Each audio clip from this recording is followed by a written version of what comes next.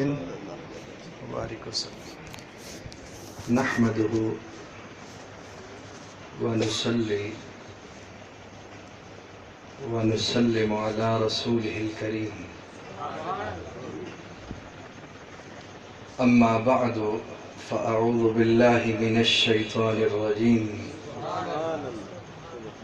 بسم الله الرحمن الرحيم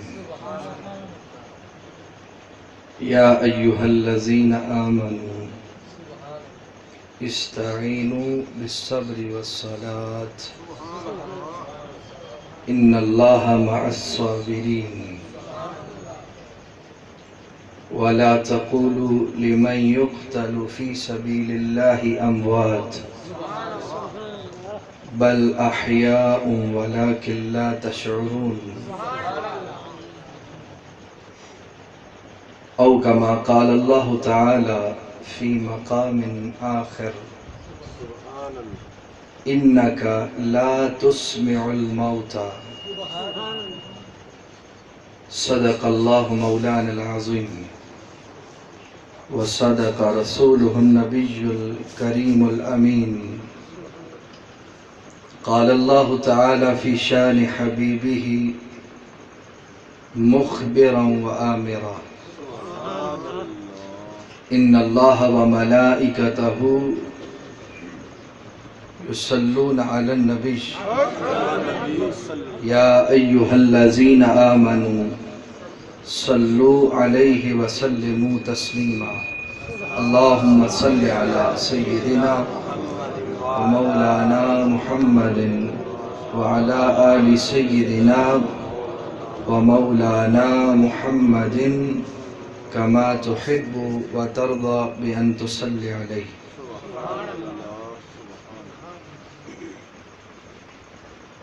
جہاں جہاں ہے جلوہ گر جہاں جہاں ہے جلوہ گر طلوع میں غروب میں جہاں جہاں ہے جلوہ گر طلوع میں غروب میں ہیں دائیں بھی اور بائیں بھی شمال میں جنوب میں ہیں دائیں بھی اور بائیں بھی شمال میں جنوب میں بتا یزیدیت بتا یزیدیت بتا کہاں چھپے گا سر تیرا کہ ہر طرف کھڑا حسین ہے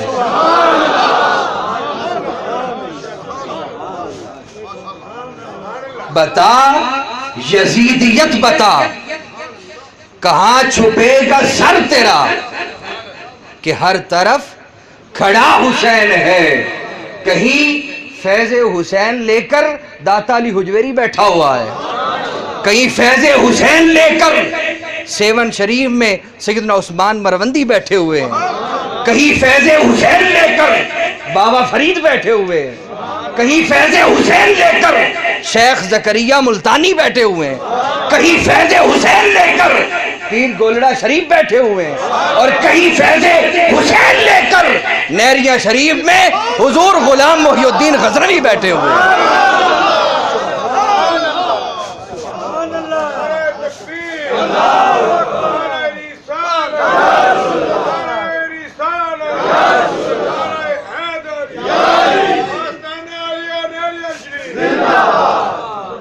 یزید کا نام بھی ختم ہو گیا اس کا نشان بھی ختم ہو گیا حسین اکیلے تھے کیا حسین اس وقت اکیلے تھے مگر آج کئی حسین پوری دنیا کے اندر موجود ہیں اور کہہ رہے ہیں بتا یزیدیت بتا کہاں چھپے گا سر تیرا بتا یزیدیت بتا کہاں چھپے گا سر تیرا ہر طرف کھڑا حسین ہے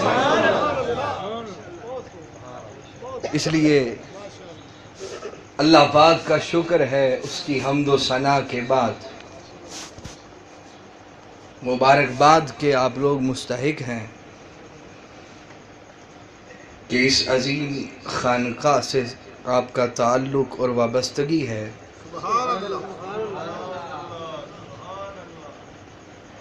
اور اس مجمع عام پر حضور سیدی قطب الاقطاب عمدۃ الکاملین برہان الواصلین حضور قدوۃ الاولیاء پیر طریقت رہبر شریعت حضور خواجہ غلام محی الدین غزنوی رحمۃ اللہ تعالی علیہ کی نگاہ کرم ہے.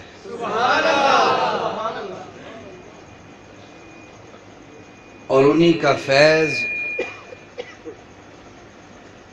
آج بھی بشکل حضور صاحبزادہ پیر طریقت رہبر شریعت عالمی مبلغ اسلام مفکر اسلام مصلح ملت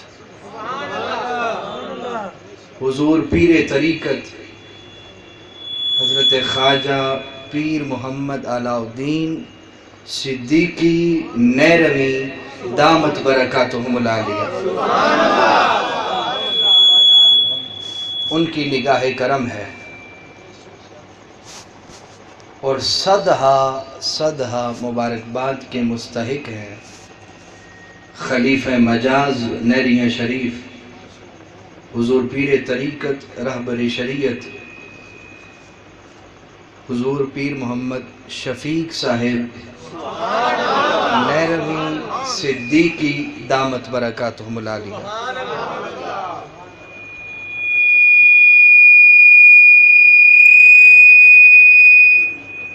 بڑی بڑی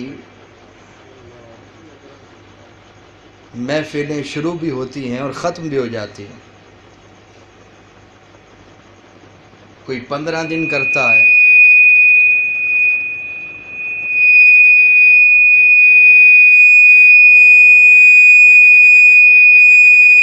نعرہ تکبیر، نعرہ رسالت، نعرہ رسالت.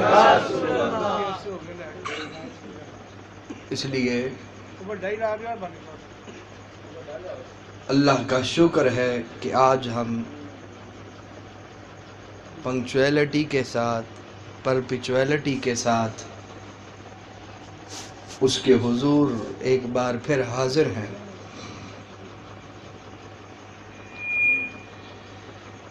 آج کا جو خطاب ہے وہ 3 جہتوں سے بڑا اہم ہے.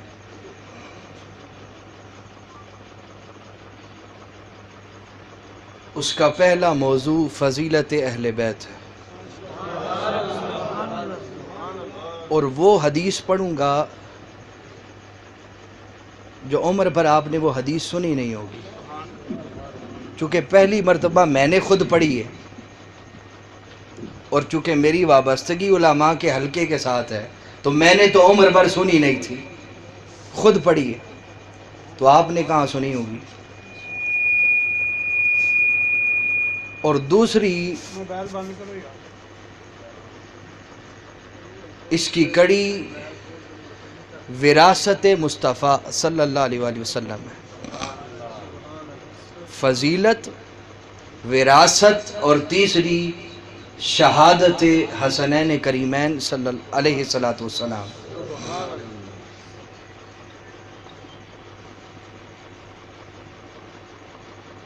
اس موضوع کا آغاز کرنے سے پہلے ایک بات، بڑی محبت بھری بات اپنے گوش گزار کر لیں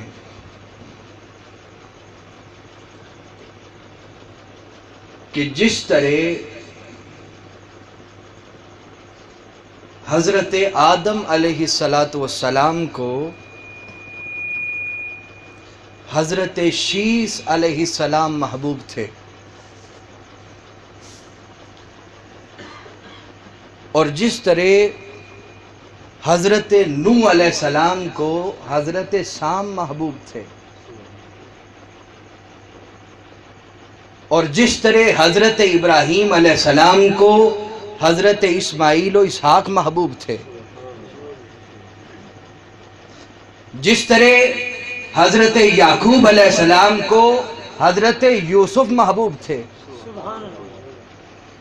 جس طرح حضرت داؤد علیہ السلام کو حضرت سلیمان محبوب تھے،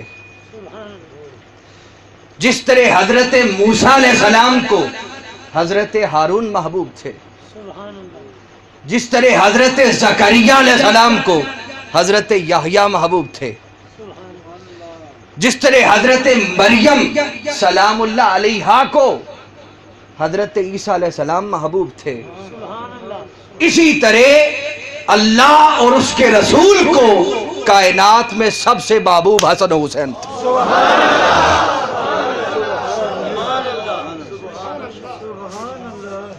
یہ کڑی میں نے اس لیے ملائی ہے کہ جب تک آپ ماضی کو نہیں سمجھو گے حال آپ کی سمجھ میں نہیں آئے گا۔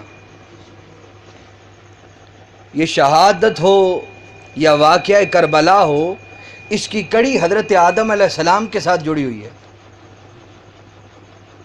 چونکہ ہمارے پاس وقت اتنا نہیں ہوتا، اس کا دن ہو وہ 10 محرم ہو، محرم کا مہینہ ہو، نبی کی اولاد ہو، پھر رشتہ داریاں ایسی ہوں، یہ سارا جو سکرپٹ ہے، جو ایک رائٹر سکرپٹ لکھتا ہے نا کسی بھی کہانی کا، اس کے مطابق پھر چلتی ہے کہانی۔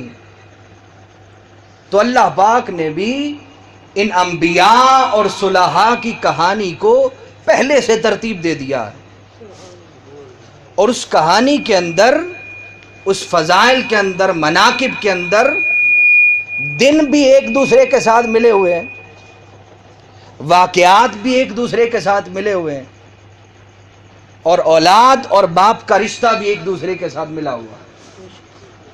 اس کو سمجھنے کے لیے ایک وقت درکار ہے، سو اس موضوع کی طرف نہیں جاتا، بس سمجھانے کے لیے تمہیداً میں نے حضرت آدم تک اور حضور تک ان رشتوں کو گنوا دیا ہے۔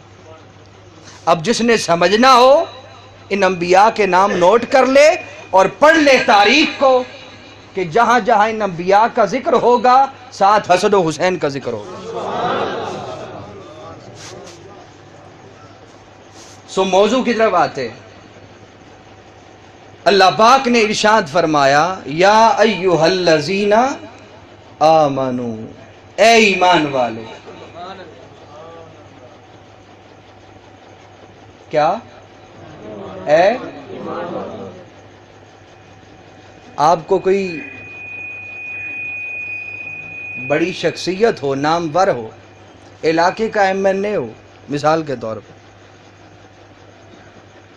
وہ آپ کو بڑے اچھے نام سے پکارے کہ حاجی صاحب، رتبے میں آپ سے بڑا ہو، اور آپ کو اچھے لقب کے ساتھ پکارے، تو آپ کو کتنی خوشی ہوتی ہے کہ یار فلاں ایم این اے نے مجھے اپنی دعاؤں میں اور یہ نام لے کے مجھے یاد کیا۔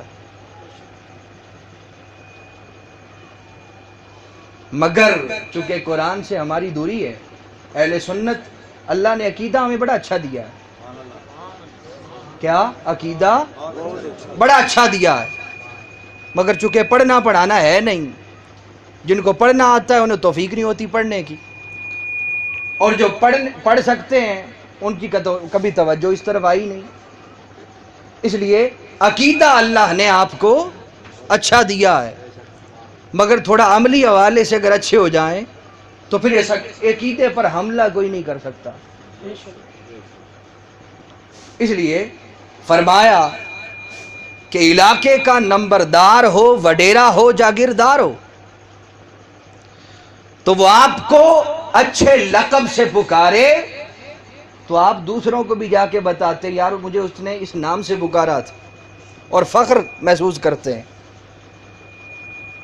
مگر جن ایمان والوں کو اللہ ایک بار مومن نہ کہے بلکہ 88 بار ایمان والا کہے، اس کے فخر اور امتیاز، اس کا عالم کیا ہوگا؟ مگر کبھی محسوس ہی نہیں کیا۔ کب محسوس ہوگا؟ جب اس کی طرف توجہ کریں گے۔ کاروبار سے تو فرصت نہیں ملتی، توجہ کیسے ہوگی؟ جب توجہ نہیں ہوگی تو پھر غور و فکر کیسے ہوگا؟ اس لیے 88 بار تمہیں اس نے مومن کہا ہے۔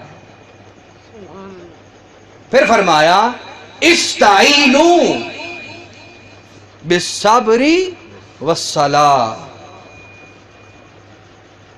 کہ تم مدد حاصل کرو کس سے؟ صبر سے اور نماز سے۔ اچھا، یہ دونوں کیا اسلوب ہے قرآن مجید کا؟ میں کہتا ہوں علماء بڑے بڑے واقعات سناتے ہیں نا کربلا پہ، صرف قرآن مجید کی تشریح ہو جائے ایک ایک لفظ کی تو آپ حیران ہو جائیں گے کہ یار یہ تو بڑا کلام ہے، اس کے اندر تو بڑی وضاحت ہے۔ اب سنیے، صبر کہا اور صلاۃ دونوں اکٹھے استعمال کیے۔ صرف صلاۃ استعمال کر دیتا، صبر کی کیا ضرورت تھی؟ اور جب صبر کہہ دیا پھر صلاۃ کی کیا ضرورت تھی؟ کیونکہ دونوں تو ایمانداری کرے گا نا، بے ایمان کا تو کام ہی نہیں۔ اگر آپ اپنے 24 گھنٹے دیکھ لیں تو ہر بندہ ہی بے صبرا ہے، برداشت ہے ہی کوئی نہیں، حلم ہے ہی کوئی نہیں، بردباری ہے ہی کوئی نہیں۔ بڑا چھوٹے کی نہیں سننے کو تیار، چھوٹا بڑے کی سننے کو نہیں تیار۔ تو خطاب تو ایمانداروں کا ہے، تو ایک ہو جاتا تو بات ختم تھی، دونوں کہے باری تعالیٰ ہم ناقص ہیں، عاجز ہیں، کم تر ہیں، کم عقل ہیں، کم سمجھ ہیں۔ باری تعالیٰ صبر سے کیا مراد ہے اور صلاۃ سے کیا مراد ہے؟ صلاۃ کہہ دیتا تو بات ختم تھی، صبر کیوں کہا؟ یا صبر کہہ دیتا تو بات ختم تھی، صلاۃ کی ضرورت ہی نہیں تھی۔ تو اللہ پاک نے فرمایا نادانو، صلاۃ کا تعلق یعنی نماز کا تعلق تمہارے ظاہر کے ساتھ ہے۔ کیا ابھی تک نہیں سمجھے؟ سمجھاؤں گا۔ صلاۃ اور نماز کا تعلق تمہارے ظاہر کے ساتھ ہے۔ ممکن ہے کوئی نماز دکھاوے کے لیے پڑھ رہا ہو، کیا ممکن ہے کوئی نماز دکھاوے کے لیے پڑھ رہا ہو؟ فرمایا نماز تمہارے ظاہر سے بات کرتی ہے، اس کے اندر ریاکاری بھی ہو سکتی ہے۔ کیا؟ ریاکاری، دکھلاوا بھی ہو سکتا ہے، مگر صبر کا ریاکاری سے کوئی تعلق نہیں۔ جو بندہ صبر کرتا ہے وہ دلی میں صبر کرتا ہے، اور دیکھنے والا یہ نہیں سمجھتا کہ یہ ریاکاری کر رہا ہے۔ فرمایا بالصبر، فرمایا صرف نماز نہیں، دکھاوا نہیں، پہلے ظاہر کو پاک کرو۔ ظاہر کو پاک کرنے سے پہلے باطن کی میل کو پاک کرو، اور پھر ظاہر کے لیے نماز کی شکل میں کھڑے ہو جاؤ۔ اب جب باطن کو پاک کیا اور صلاۃ میں کھڑا ہوا، نماز میں کھڑا ہوا، تو اب باطن بھی پاک ہے اور ظاہر بھی پاک ہے۔ پھر سنو، فرمایا استعینوا بالصبر والصلاۃ۔ اب سفر کربلا جو ہے وہ صبر سے شروع ہوتا ہے۔ سفر کربلا صبر سے شروع ہوتا ہے۔ علی اصغر کو قربان کر دیا، علی اکبر کو قربان کر دیا، صبر ہو رہا ہے۔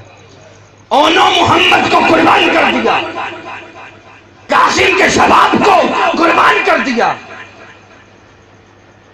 ابھی صبر ہو رہا ہے۔ حضرت عباس علم بردار کے بازو کاٹ دیے گئے، ابھی صبر ہو رہا ہے۔ مستورات کے بے حرمتی کی گئی، وہ جس شکل میں ہوئی اللہ اور اس کا رسول بہتر جانتا ہے. اور پھر کیا ہوا؟ صبر کیا گیا. فرمایا خانوادہ اہل بیت وہ خانوادہ ہے کہ جس نے صبر سے سفر کو شروع کیا تھا، صبر سے ساروں کو قربان کیا اور صبر سے سفر کو شروع کیا. اور جب شہادت کا وقت آیا تو نماز میں چلے گئے. کیوں؟ کیونکہ استعینوا بالصبر کے ساتھ صلاۃ بھی ہے. کیا؟ صلاۃ بھی ہے. اب نماز میں چلے گئے کیونکہ صبر سے صبر شروع ہو چکا تھا. اب جب نماز میں گئے، میں اس کی تھوڑی الگ وضاحت کرتا ہوں. مجھے سمجھ نہیں آتا کہ نماز کیا ہے. جو نماز آپ پڑھتے ہیں میں پڑھتا ہوں وہ نماز نہیں ہے. کہ نماز میں کھڑے ہوئے امام صاحب بھی گھر کے سودے سلف کے بارے میں سوچ رہے اور مقتدی بازار کی دکان کے بارے میں سوچ رہا ہے. جو امام سوچے گا مقتدی بھی وہی سوچے گا، کیونکہ اس نے امام کو فالو کرنا ہے.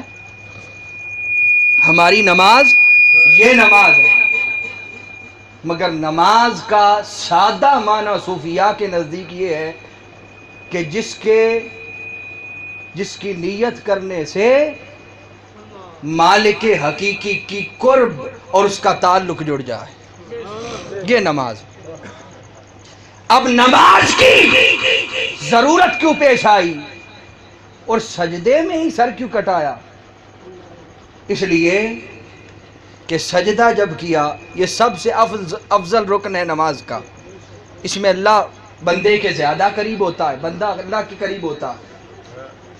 جب سجدے میں گئے تو سجدہ کیوں کیا تھا؟ یہ میرے اپنے لفظ ہیں، یہ کسی رائٹر کے لفظ نہیں ہیں، جو میری سمجھ میں آیا ہے، جو ناقص میرے علم میں آیا ہے، یہ وہ وضاحت ہے. سجدے میں گئے اور عرض کی مولا علی اصغر، علی اکبر، اونو محمد، قاسم، عباس، علم بردار کو تیری بارگاہ میں پیش کرنے آیا ہوں، تیری بارگاہ میں پیش کرنے آیا ہوں اور خود تجھ سے شہادت کی اجازت لینے آیا ہوں. مجھے تو یہ سمجھ میں آیا وہ نماز یہ نماز تھی کہ ہر حکم مالک کی فرما برداری کے لیے کرتے تھے، اس کی اطاعت میں کرتے تھے، اس کی بندگی میں کرتے تھے. بڑے صحابہ کرام نے روکا، عبداللہ بن عباس نے روکا، عبداللہ بن عمر نے روکا، آپ نہ جائیں. ایک ہی جواب دیا، کہا مجھے نانا نے خود فرمایا ہے جاؤ کربلا کا سفر کرو. اس کے بعد بات ختم ہو جاتی تھی، یہی جواب تھا. بعض لوگ یہ سمجھے کہ آپ کو خلافت کا شوق ہے، آپ کے سر پہ دنیا سوار ہے. نہیں، دنیا سوار ہوتی تو خاندان کو ساتھ لے کے جاتے، مستورات کو ساتھ لے کے جاتے. نہیں، نانا کا امر تھا، حکم تھا. تو استعینوا سے سفر کو بالصبر سے شروع کیا اور صلاۃ پہ سفر کو ختم کیا. اب اگلی بات سنیے، فرمایا ان اللہ کیا مع الصابرین. مولا تو نے صلاۃ کا ذکر کیا تھا، آگے صابرین کے ساتھ تو ہے، یہ کیا بات ہے؟ کہنا تو یہ چاہیے تھا ان اللہ مع الصلاۃ والصابرین، نمازیوں اور صابروں کے ساتھ اللہ ہے. کیا فرمایا؟ صبر والوں کے ساتھ. اس لیے ہوں کیونکہ صبر میں بڑی بڑی جانوں کا نذرانہ پیش کیا گیا ہے. اور پھر اگلی آیت بڑی توجہ طلب ہے، مگر اس سے قبل ایک نکتہ سمجھ لیں. میں نے کہا کہ انبیاء کے ساتھ اس کہانی کی بڑی مماثلت ہے.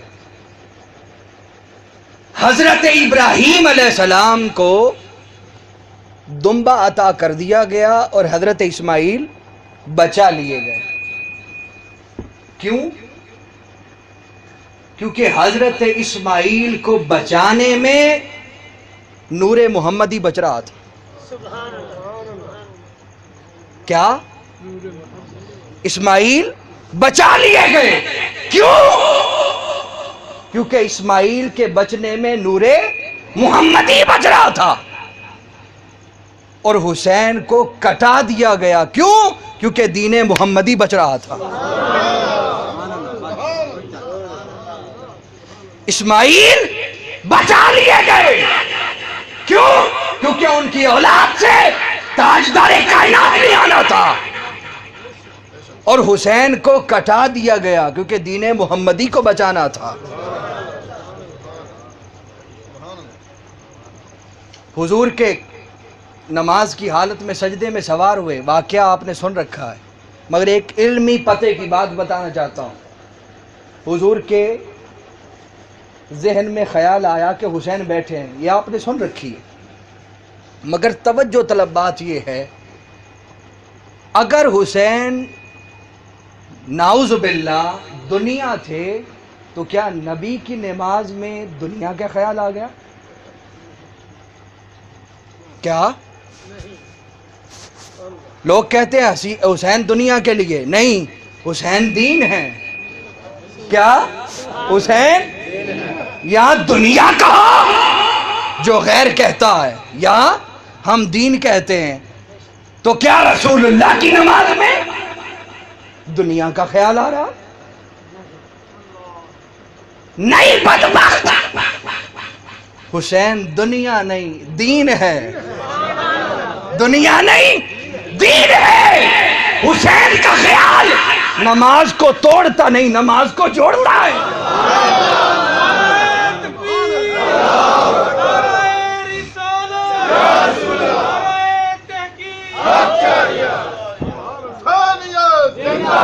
اب سنیے، اب سنیے، پھر کربلا میں چلتے ہیں۔ فرمایا تمہیں علی اصغر دیتا ہوں، علی اصغر دیتا ہوں۔ علی اصغر کو پیش کر دیا، قربانی ہو۔ انہیں تو امام حسین چاہیے تھے، علی اصغر کو دینے کی کیا ضرورت تھی؟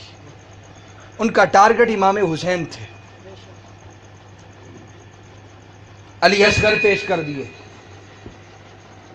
علی اکبر کو پیش کر دیا، پھر بھی جی نہیں بھرا، اونو محمد کو پیش کر دیا، حضرت قاسم پیش کر دیے، حضرت عباس علم بردار پیش ہو گئے۔ جب سارے کٹ گئے تو امام پاک نے کہا کہ تمہیں میں نے بڑی مہلت دی ہے۔ کیا تمہیں اے یزیدیو تمہیں بڑی مہلت دی ہے؟ یعنی ان کو ابھی تک امام حسین چاہ رہے تھے کہ یہ ہدایت پہ آ جائیں، سب کو قربان کر دیا اور کہا ابھی ہدایت حاصل کر لو۔ پھر خطبہ دیا، کہا میں اتمام حجت کے لیے تمہیں بتا رہا ہوں، کل میرے نانا سے شفاعت کا مطالبہ کیسے کرو گے، کیا منہ دکھاؤ گے؟ اس لیے کلمہ پڑھ لو، مومن ہو جاؤ، امر اختیار کرو۔ نہیں مانے۔ یہ رحمت غیروں پر کس لیے تھی؟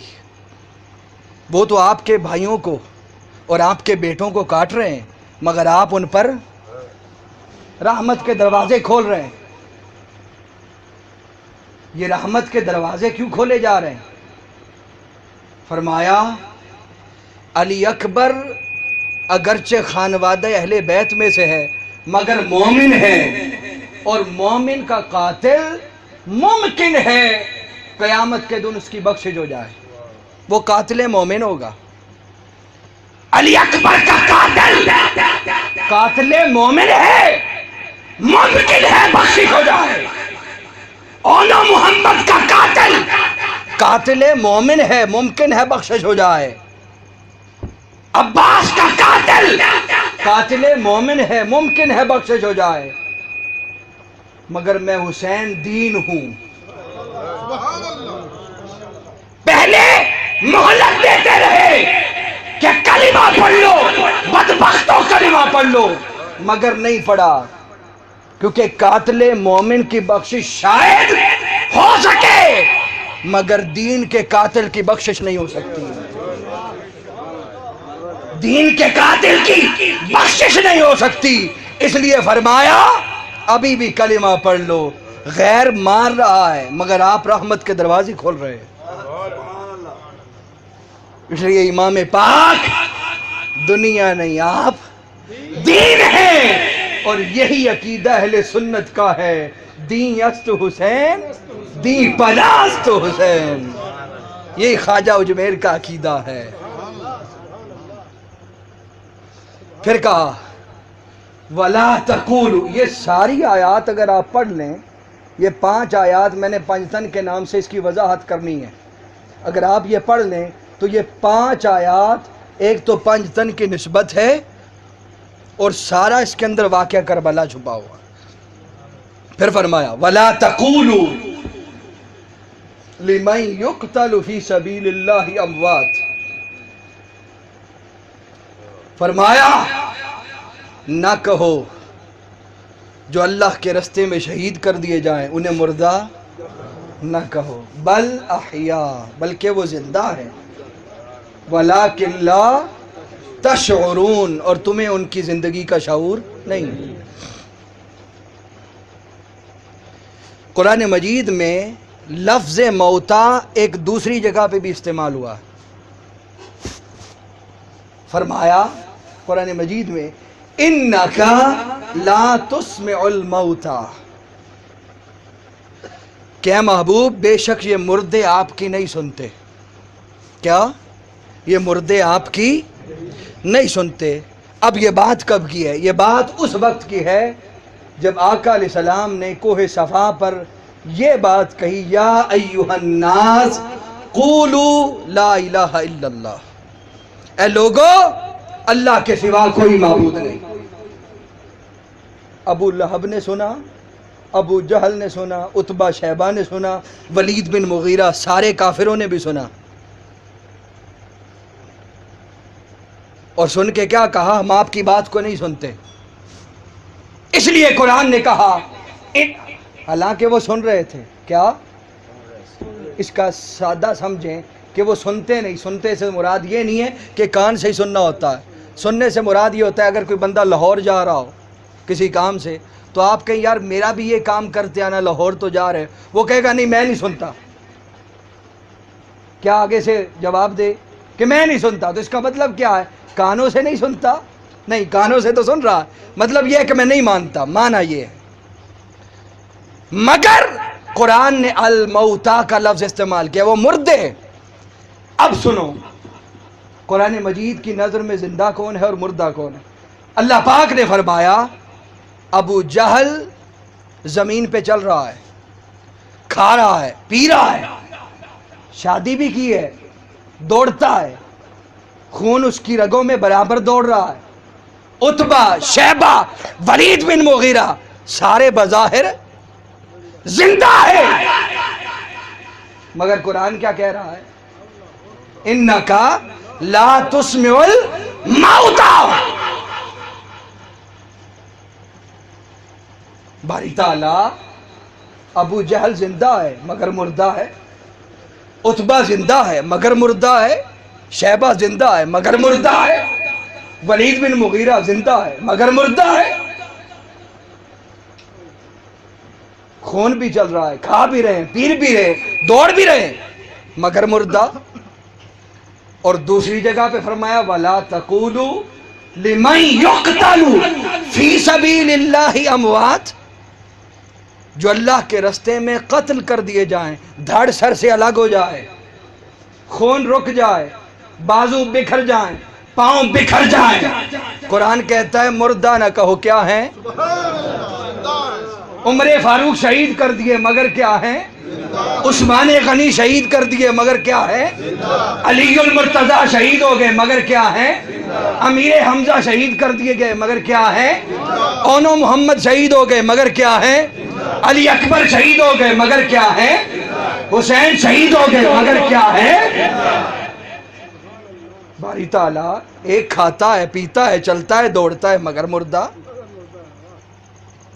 ایک کے بازو کٹ گئے، سر کٹ گیا، دھڑ الگ ہو گیا، مگر زندہ ہے۔ مولا ہم فلسفے کو نہیں سمجھے، فرمایا نادانو فلسفہ صرف اتنا ہے، جو نبی کا وفادار ہے، جو نبی کا وفادار ہے وہ زمین پہ مردہ بھی ہو زندہ ہے، جو نبی کا غدار ہے وہ زمین پہ زندہ بھی ہو مگر مردہ ہے۔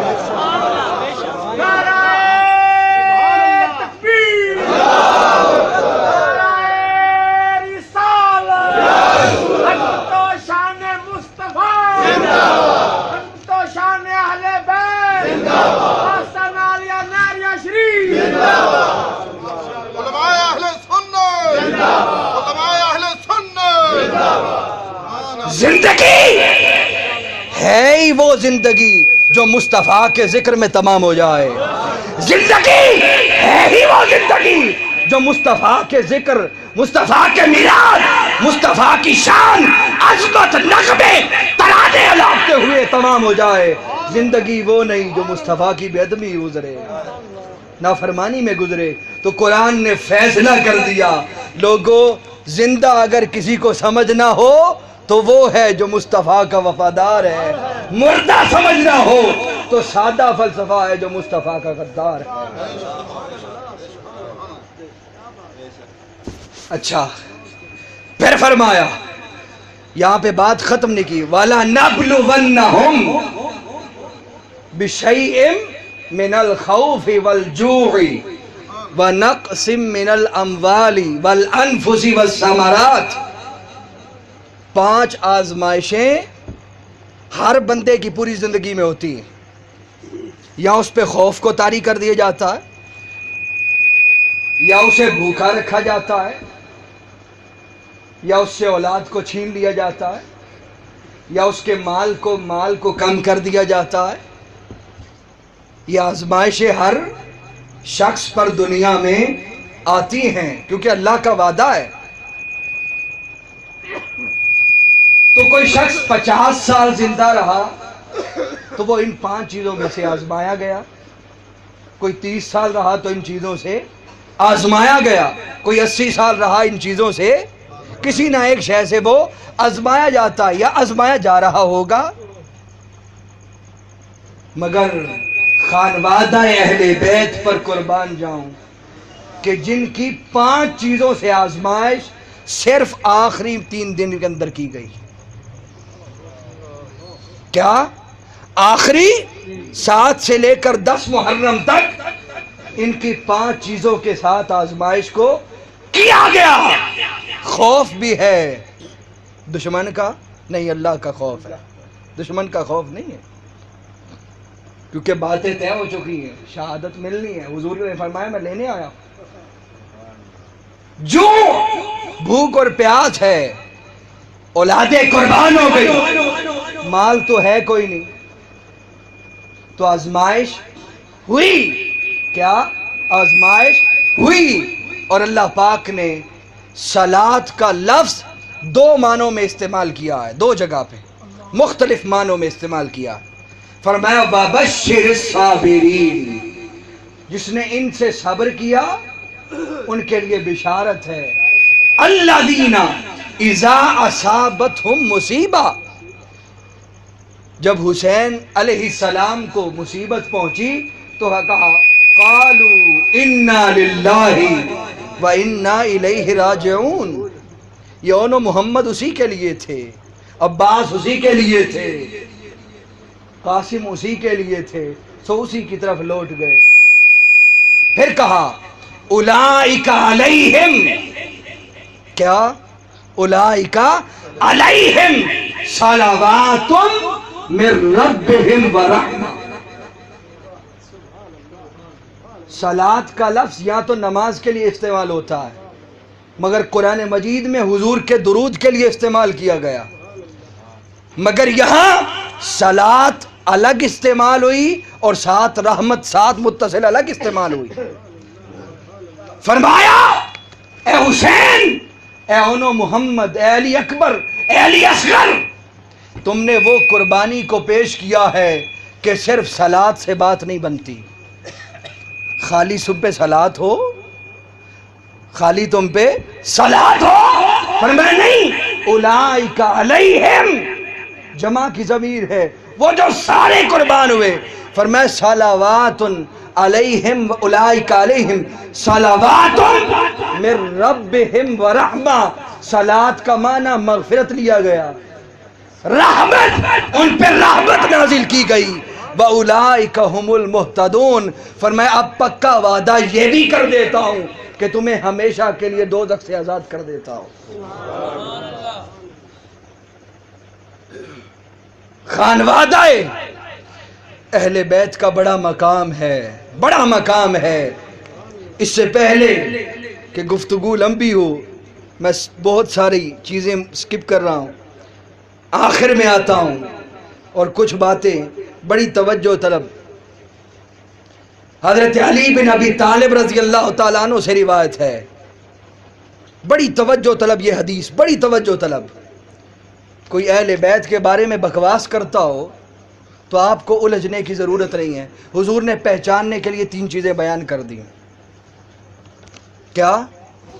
اہل بیت کے بغض رکھنے والے کے لیے کتنی چیزیں؟ اس کی 3 علامتیں ہیں۔ اور یہ بھی بات سن لیں، کیونکہ میرے جمعے اب 3 سے 4 جمعے مسلسل مسجد کے اندر میں پوری وضاحت کے ساتھ واقعہ کربلا کو لے کے چلا ہوں۔ خلافت سے شروع کیا، حضور کے وصال سے، چونکہ یہ واقعہ جب تک شروع سے شروع نہیں کیا جائے سمجھ نہیں آتا، اس کے اندر بڑا کمپلیکس ہے۔ تو اس کے اندر بھی یہ بات ہے کہ یہ ساری باتیں ایک دوسرے کے ساتھ ملی ہوئی ہیں۔ تو جب کوئی بغض اہل بیت رکھنے والا تمہیں مل جائے اور کہے مقام حسین اور شہادت کیوں مناتے، اہل بیت کا ذکر کیوں کرتے ہو، تو سادہ پہچان حضور نے بیان کر دی۔ اس حدیث کو امام طبرانی نے روایت کیا، امام بہقی نے اور ابن عدی نے الکامل کے اندر اس حدیث کو روایت کیا۔ علی بن ابی طالب رضی اللہ تعالیٰ عنہ روایت کرتے، قال سمعت رسول اللہ صلی اللہ علیہ وآلہ وسلم یقول من لم یعرف حق عترتی، حضور نے فرمایا جو میری اہل بیت کی عظمت اور شان کو نہ پہچانے، کیا؟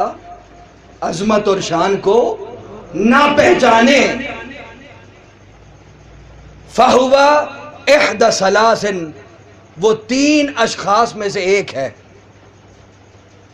کیا؟ 3 میں سے کوئی ایک ہوگا۔ کون؟ جو تاجدار کائنات آل کا بغض رکھتا ہے، عداوت رکھتا ہے، ذکر حسین کو روکتا ہے، اہل بیت کے ذکر کو روکتا ہے۔ حضور نے فرمایا اس روکنے والے کی کتنی علامتیں ہیں؟ 3 میں سے ایک علامت اس کے اندر ہوگی۔ فرمایا اما منافقن، یا تو وہ منافق ہے، اما لزانیتن، یا وہ کسی حرامی کا بیٹا ہے، کیا؟ یا وہ منافق ہے، سمجھ جاؤ یہ منافق ہے۔ حضرت علی کے نام سے سیاہ ستہ کے اندر یہ باب بندے ہیں، سیاہ ستہ کے اندر مؤلفین نے باندھے، کیا؟ جو حضرت علی سے بغض رکھتے ہیں اس کے ضمن میں احادیث کو ذکر کیا گیا، کیونکہ لوگ حضرت علی سے بغض رکھتے تھے کیونکہ حضور کے قریب ہوتے تھے، اس لیے حضور نے فرمایا اما منافقن، وہ منافق ہوگا جو بغض اہل بیت رکھے، اس کی ایک علامت یہ ہے، یا وہ حرامی کا بیٹا ہوگا، وَإِمَّا لِغَيْرِ طُهُورٍ، یا اس وقت پیدا ہوا ہوگا جب اس کی ماں ناپاک تھی، اس کی ماں ناپاک تھی۔ فرمایا جب کوئی ذکر اہل بیت کو روکے تو سمجھ جاؤ وہ تینوں میں سے کسی ایک علامت کا مستحق ہے۔ کیوں؟ کیونکہ حضور کو 1400 سال پہلے قیامت تک ہونے والی ہر شے کی خبر ہے، اور واقعہ کربلا جو پڑھنے والے لوگ علماء ہیں انہیں اس بات کا علم ہے کہ تاجدار کائنات نے اپنی زندگی کے اندر جس نے اچھائی کرنی تھی، جس نے برائی کرنی تھی، بعد میں حضور نے ہر ایک کا نام لے کے، جگہ کا نام لے کے حدیث کی شکل میں بیان کر دیا۔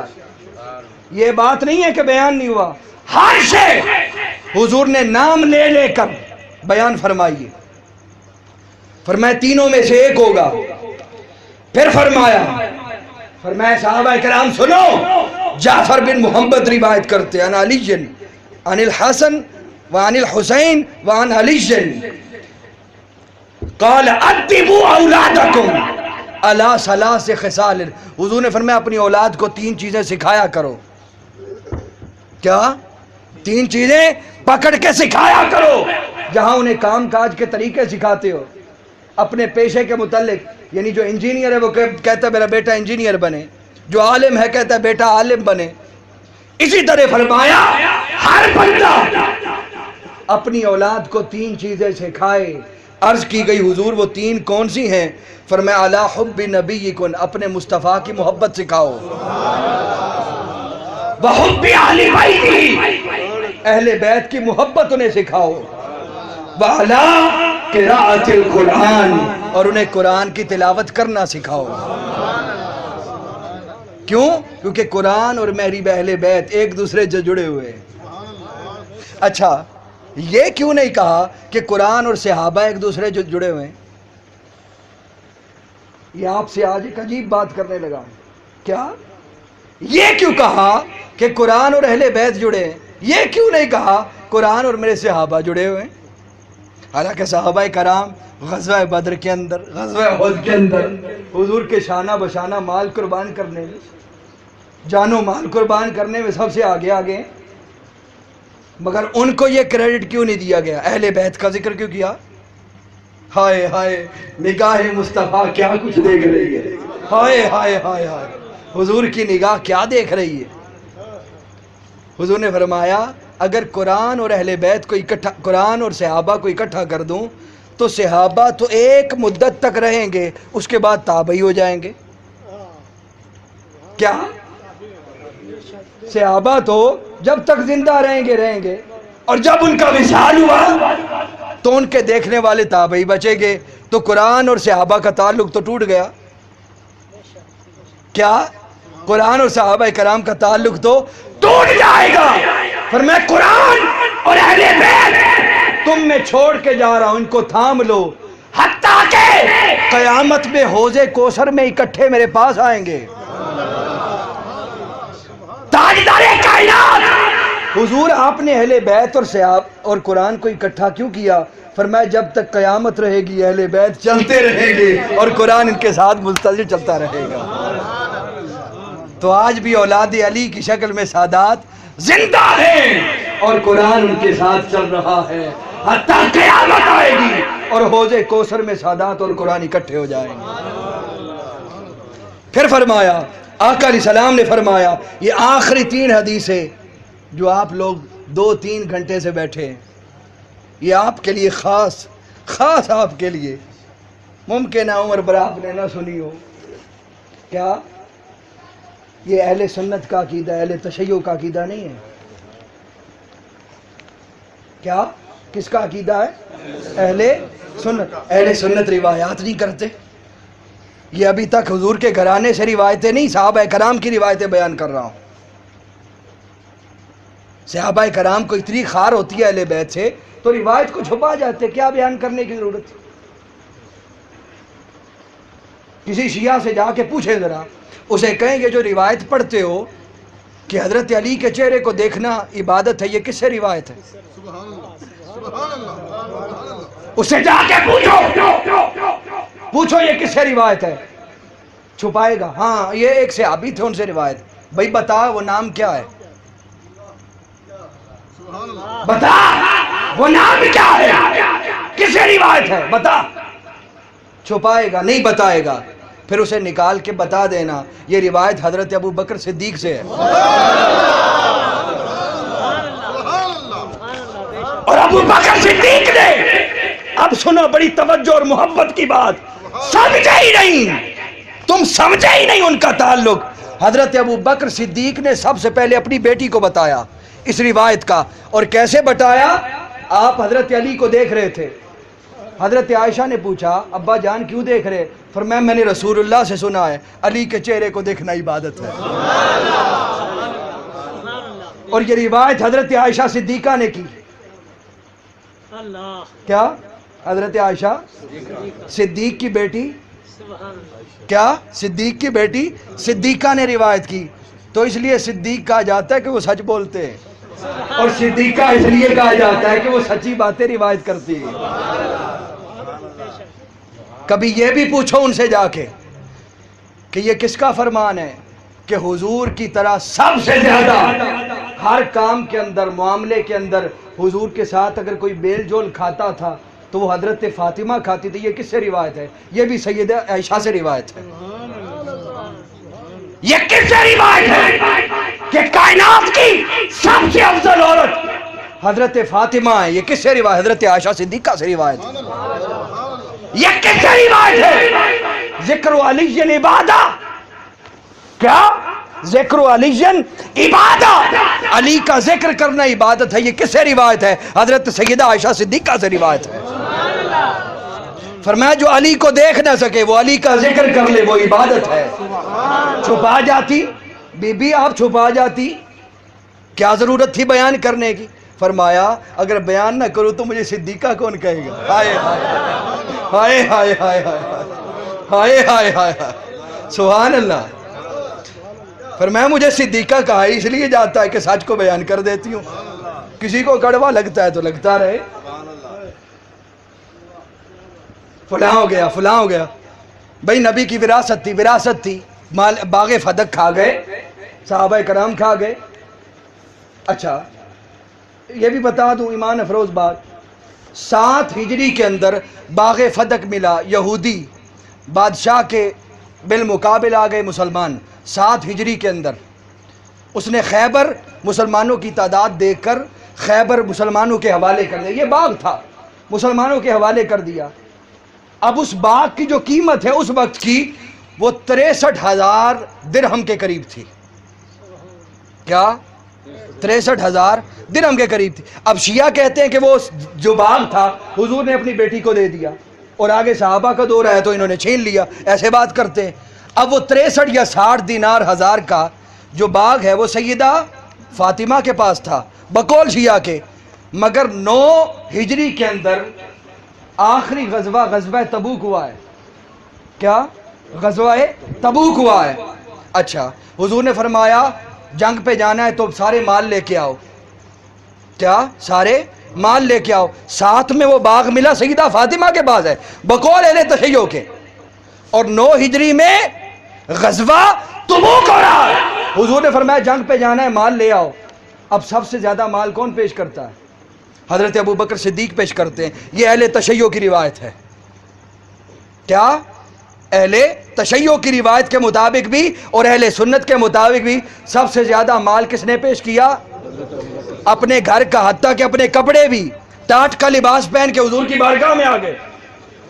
تو یہ کیسے ہو سکتا ہے کہ 60,000 دینار کا باغ نبی کی بیٹی کے گھر ہو اور وہ جنگ کے اندر پیسے نہ دے اور ادھر صدیق اکبر سارا کچھ اٹھا کے حضور پہ قربان کر دے؟ کیا تو نبی کے کردار کو، نبی کی بیٹی کے کردار کو اچھا بنانا چاہتا ہے یا برا بنانا چاہتا ہے؟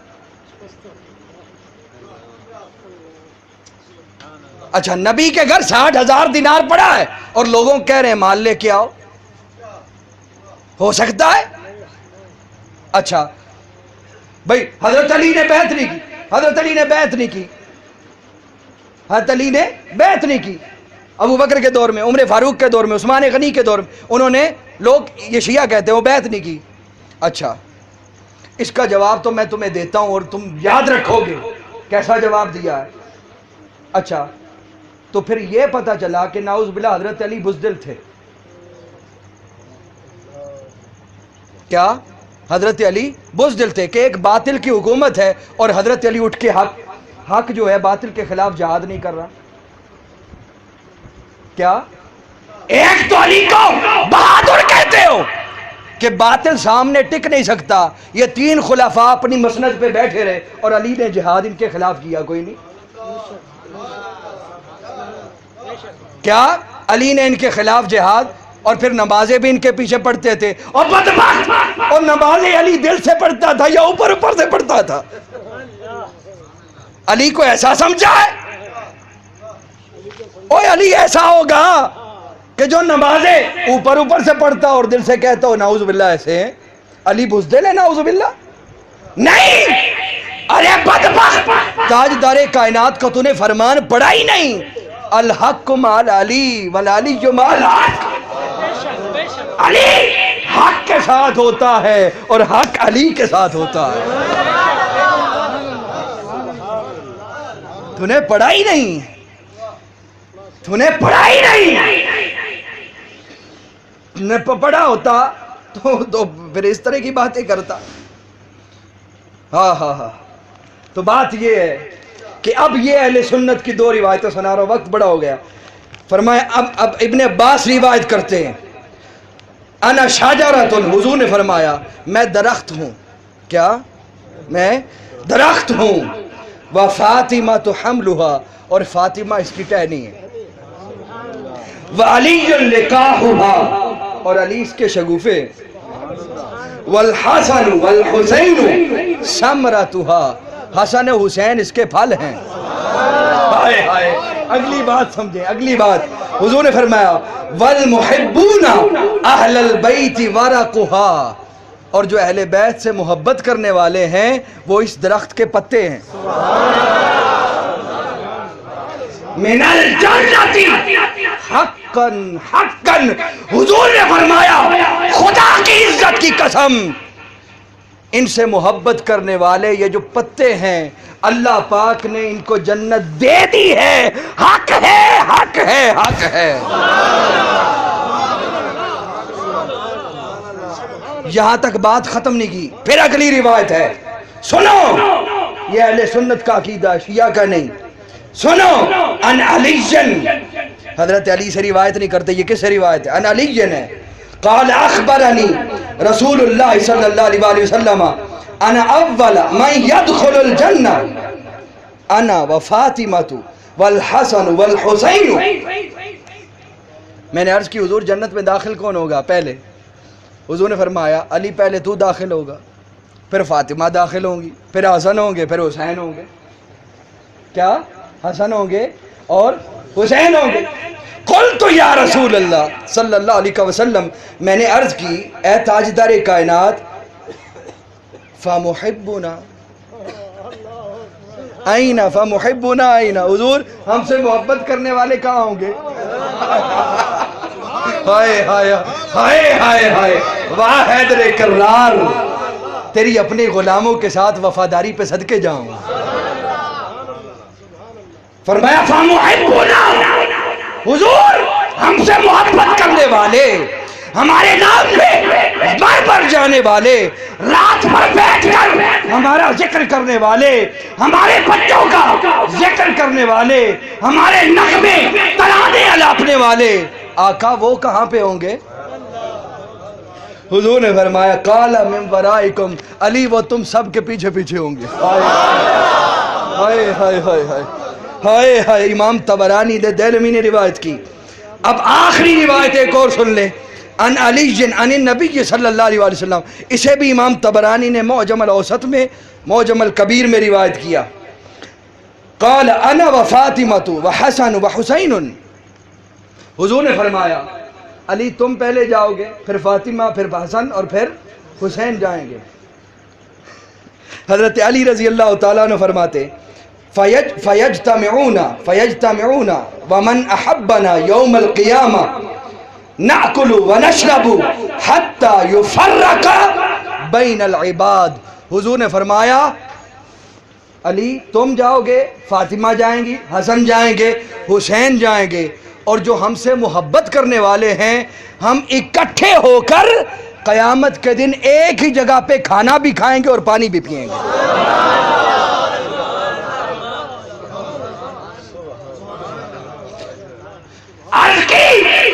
تاجدار کائنات ہم پھر اکٹھے رہیں گے؟ فرمایا ہاں اکٹھے تو رہیں گے، حتیٰ یفرق بین العباد، حتیٰ کہ اعلان ہو جائے گا حساب کے لیے اکٹھے ہو جاؤ، پھر سارے بکر کے اپنا اپنا حساب جا کر دے دیں گے۔ کیا؟ اپنا اپنا حساب دیں گے اور حساب دے کر پھر آئیں گے اور پھر ہم اکٹھے رہیں گے۔ کیا؟ پھر ہم اکٹھے رہیں گے۔ چونکہ ذوق ہے میں یہ آخری روایت بھی پڑھ دوں، بڑا ایک ذوق بنا ہے. یہ آخری روایت پڑھ اگر آپ سننا چاہتے ہیں. بڑی علمی بات ہے, بڑی علمی پتے کی بات ہے. یہ آخری روایت پڑھ رہا ہوں.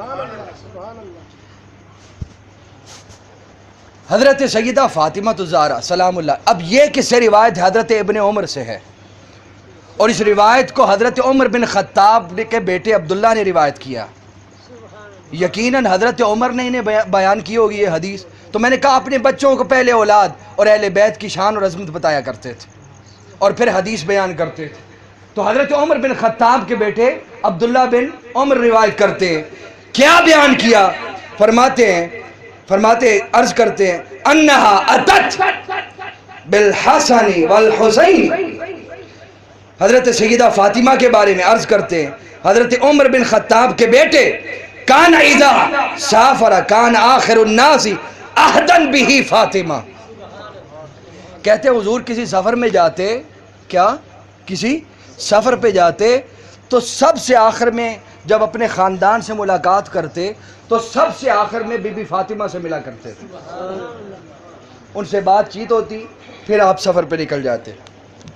وَإِذَا قَدِمَ مِن سَفَرٍ كَانَ أَوَّلُ النَّاسِ عَهْدًا بِهِ فاطمہ. اور جب سفر سے واپس آتے تو سب سے پہلے بی بی فاطمہ سے ملتے تھے. جاتے تو آخر میں ملتے اور آتے تو سب سے پہلے سیدہ فاطمہ سے ملتے. اب روایت سننے والی ہے فَقَالَ لَهَا رَسُولُ اللَّهِ صلی اللہ علیہ وسلم فِدَاكِ أَبِي وَأُمِّي یا فاطمہ. ابن عمر کہتے ہیں تاجدار کائنات کا دربار لگتا, صحابی آتے کہتے فدا کا ابی و امی یا رسول اللہ, دوسرے آتے کہتے فدا کا ابی و امی یا رسول اللہ.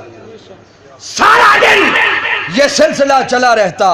ہم نے حضور کو اپنی آنکھوں سے دیکھا کہ تاجدار کائنات کو لوگ کہتے کہ یا رسول اللہ ہمارے ماں باپ آپ پر قربان ہوں, مگر ہم نے رسول اللہ کو دیکھا کہ حضور جب سیدہ فاطمہ کو دیکھتے تو کہتے فاطمہ تجھ پر میرے ماں باپ قربان ہو جائیں. پھر روایت کرتے حضرت سلمان فارسی روایت کرتے, وہ کہتے ہم نے پھر دیکھا کہ حضور اور دو شخصیات کو کہتے تھے فدا کا ابی و امی. وہ کون تھے؟ ایک حسن تھے اور ایک حسین تھے. حضور ملتے تو مل کے کہتے تھے اے حسن و حسین تجھ پر میرے ماں باپ قربان ہو جائیں. کائنات کے جتنے باپ ہیں ان کی بیٹی ان باپوں کے لیے رحمت ہوتی ہے. کیا ان کی بیٹی, والدین کی بیٹی ماں باپ کے لیے رحمت ہوتی ہے, مگر تاجدار کائنات کی رحمت کون تھی؟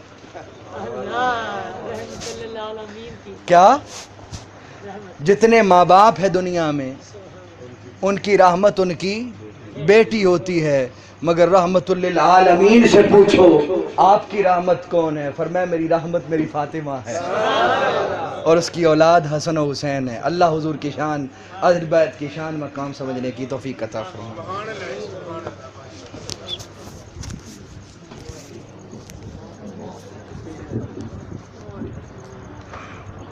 مصطفیٰ